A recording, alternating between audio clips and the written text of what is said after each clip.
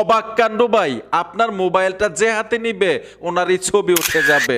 উনি তো ভাববে আপনি দূরে আছেন, মোবাইলটা হাতে নিয়ে একটু টিপাটিপি করলো, উনি বুঝতেই পারবে না যে ওনার ছবি অটোমেটিক উঠে যাবে। মজার বিষয় হচ্ছে ইন্টারনেট দরকার লাগবে না, আপনি খুব সহজেই বুঝতে পারবেন আপনার মোবাইলটা আপনাকে ছাড়া কারা কারা ব্যবহার করার জন্য চেষ্টা করে। তো কিভাবে এই কাজগুলো করবেন আসেন দেখে আসি। এই গুরুত্বপূর্ণ কাজটা করার জন্য গুগল প্লে স্টোরে চলে আসবেন, সার্চ বক্সে লিখতে হবে থার্ড আই।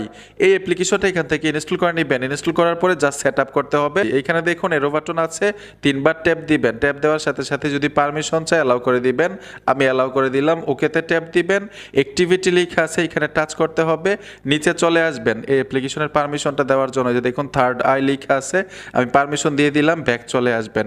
ব্যাগে আসার সাথে সাথে এইখানে আর কোনো ধরনের কাজ নাই, বের হয়ে আসবেন। কাজ কিভাবে করবে, আপনার মোবাইলের মধ্যে ধরুন ইন্টারনেট কানেকশন নাই, আপনি ফোনটা রেখে কোথাও চলে গেলেন, যে হাতে নিবে সেই কিন্তু ফোনের লকটা খোলার চেষ্টা করে। ধরুন আপনি পিন লক দিয়েছেন, প্যাটার্ন লক দিয়েছেন, ফিঙ্গার দিয়েছেন, যেই লক দেন একবার যদি ভুল লক দেয় সাথে সাথে ওনার ছবি তুলে নিবে। ছবিটা কিভাবে দেখবেন এটাও আপনাদেরকে দেখাচ্ছি আমি ভুল লক দিয়ে। আমার ফোনটার মধ্যে লকটা একটু উল্টাপাল্টা দিয়েছিলাম, অ্যাপ্লিকেশনে চলে আসবো, দেখবো যে কাজ হয়েছে কিনা।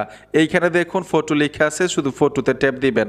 ট্যাপ দেওয়ার সাথে সাথে যে দেখুন ছবিটা তুলে নিল।